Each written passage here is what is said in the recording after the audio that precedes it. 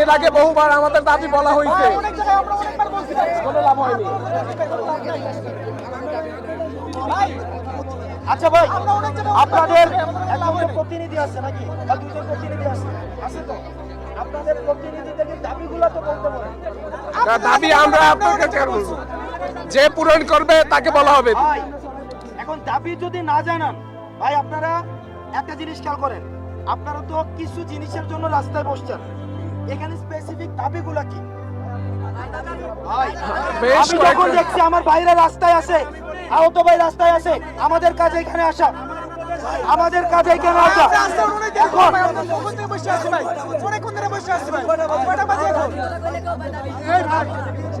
ভাই আপনার যেমন আসার দায়িত্ব, উপদেষ্টার আসার দায়িত্ব, দাবিটা কি বলেন?